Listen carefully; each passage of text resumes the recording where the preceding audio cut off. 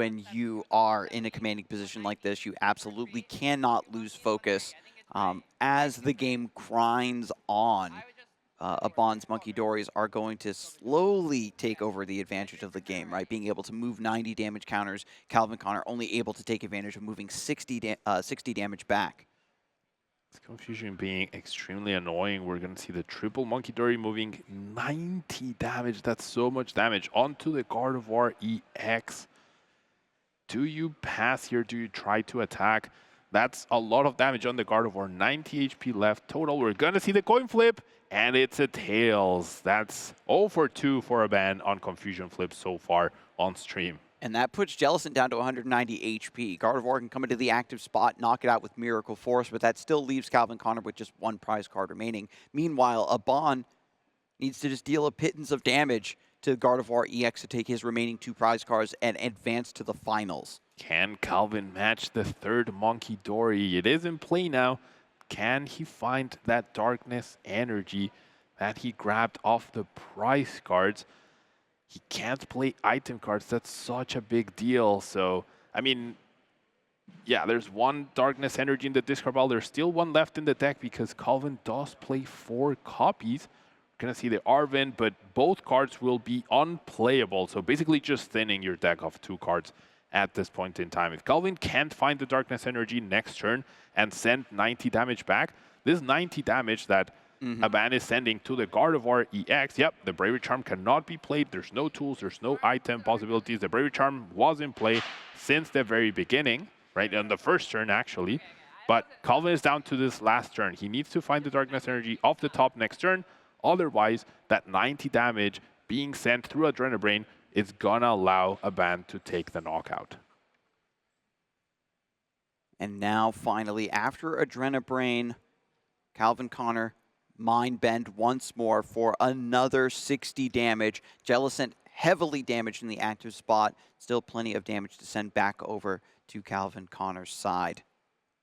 The ping-ponging of damage counters in these board states for Gardevoir is where things get immensely tricky. So there is the straightforward idea of piling so much damage on one target, but then you see players go that next layer deeper of assigning a little bit of damage here, a little bit of damage there to make their opponents. Tails again off of that confusion power press. Not able to get through. That's 0 for 3 here.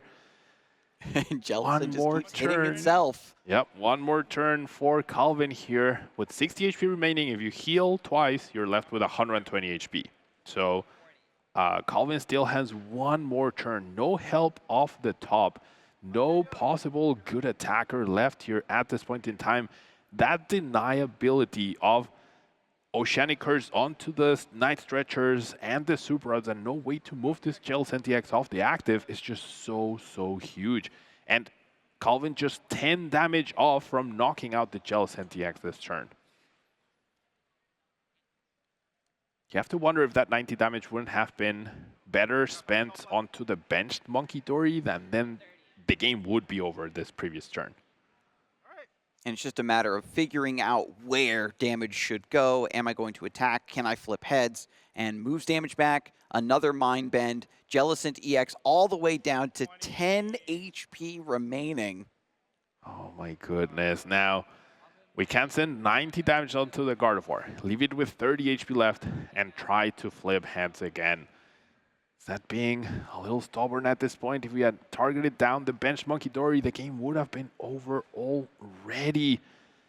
All right, we're going to see an Ultra Ball. We're going to see a little bit of thinning. I don't know if we're going to see an Iono. Like, you know your opponent doesn't have anything good, right? I mean, they have very good cards in their hand. They just can't play them. So I don't think you Iono. I think at this point, you don't attack anymore. You just say pass. You don't risk the coin flip. There's no need. And 280? Yeah, 280 damage on the Gardevoir. Yeah, we just see a pass. I do believe we just see a pass. This has to be a Dark Energy off the top, and it's not. Mew EX and no way to thin the hand down. All of these items and tool cards clogged in the hand. Unplayable Oceanic Curse claiming another victim. Yeah, Triple Adrenabrain onto the Gardevoir EX. Calvin can only send 6 damage back, but that's going to leave 90 damage onto the Gardevoir. And I think that's going to be the game. That isn't the even enough. accumulation of damage. We saw this several turns ago, and after Jellicent EX goes down, there's still 3 Munkidori on Abaan's side. And Screamtail seals it, and Abaan advances to the finals of the Pittsburgh Regional Championship.